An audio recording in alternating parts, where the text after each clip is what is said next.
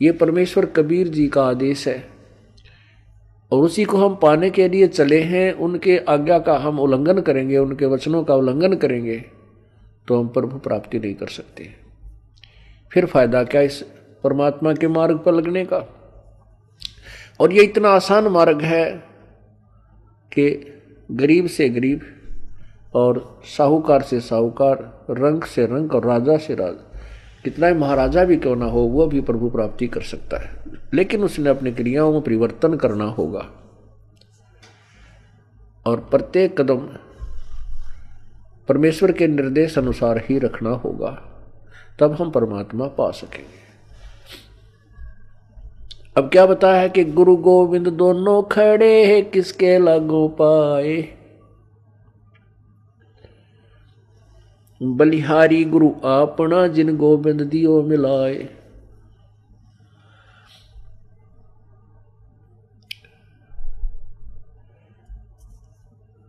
कबीर गुरु के रूठ त्या हरि की, कबीर हरि के रूठ त्या गुरु की शरण में जावे। कहे कबीर गुरु रूठ गए तो हर ना होत सहाय। परमात्मा स्वयं ही बता रहे हैं कि एक तरफ गुरु जी खड़े हैं और दूसरे साथ में परमात्मा खड़े हैं, तो किसके हम चरण छुएं, किसका विशेष आदर करें, किसकी चाह प्रथम करें। आप ही उत्तर दे रहे हैं कि बलिहारी गुरु आपना, जिन गोविंद दियो मिलाए। अब इस उदाहरण को आपको समझाया जाएगा कि जैसे एक मटके में, घड़े में जल है, वो तो समझो भगवान है। एक तरफ हैंडपंप खड़ा है वर्किंग पोजीशन में, चालू हालत में। एक तरफ तो हैंडपंप यानी नल है, एक तरफ एक मटके में, घड़े में जल है। तो उस मटके के जल को तो भगवान समझो और नलके को गुरु जी समझो।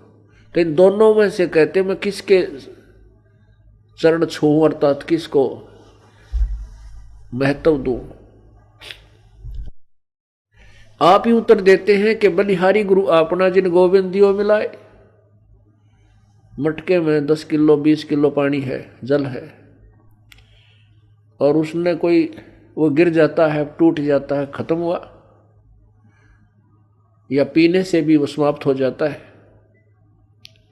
यदि हैंडपंप ठीक है, वो खराब नहीं है, तो इसे 1000 मटके भर देगा। कहने का भाव ये है कि यदि आपका राम कब रूठ गया, कबीर हरि जय रूठ जा, कबीर गुरु जय रूठ गया तो हर नहीं होत सहाय।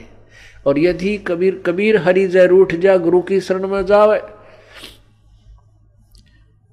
जिसमें आप जी के ऊपर, किसी व्यक्ति के ऊपर आपत्तियों का दौर शुरू हो जाता है, वो स्वयं कहने लग जाता है भी मेरा राम रूठ गया, मेरा परमात्मा रूठ गया, मेरे थे मेरा भाग फूट गया, मेरा राम रूठ गया। तो उसके पुण्य समाप्त हो गए, पाप कर्मों से वो प्रभावित हो रहा है। जैसे आप कहीं खेत में या मजदूरी कहीं कर रहे हो, आपने एक मटका पानी का लेकर गए, वो काम करते करते पीते रहे, वो समाप्त हो गया, आपका जल खत्म हो गया, आपका राम रूठ गया। यदि जल और नहीं लाओगे तो प्यासे मर जाओगे। तो कहाँ जाते हैं, हैंडपंप या कुएं में। उस कुएं से या हैंडपंप से वो जल, वो मटका फिर भर लाते हैं, तो वो फिर से काम शुरू हो गया। पुण्यात्मा जो दुखी प्राणी हैं, उनका राम रूठ गया, उनका राम रूठा हुआ है, उनका भगवान रूठा हुआ है, क्योंकि उनके पुण्य समाप्त हो गए। वो जल थोड़ा बहुत था, वो पी प्या लिया तुमने, खत्म कर दिया।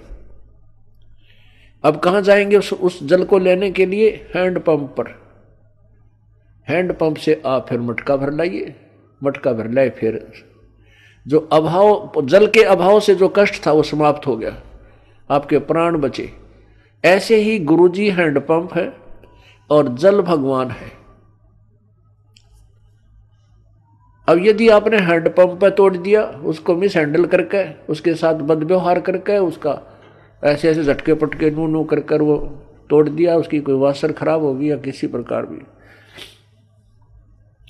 तो जल आना बंद हो गया।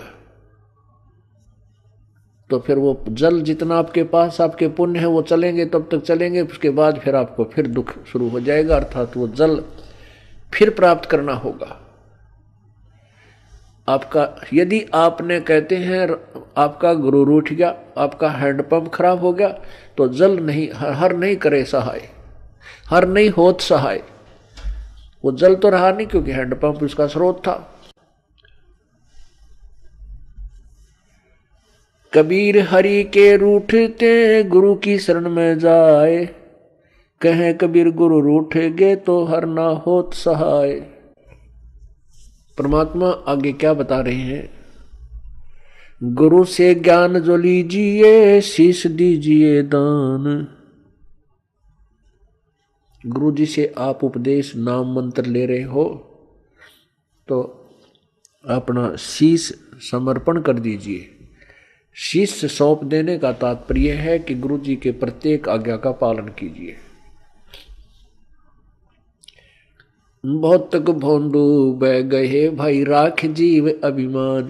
होय होय, भौतिक भोंदू बह गए अपने मन में अभिमान बना के गुरु जी के समक्ष, तो वो जीव पार नहीं हो सकते।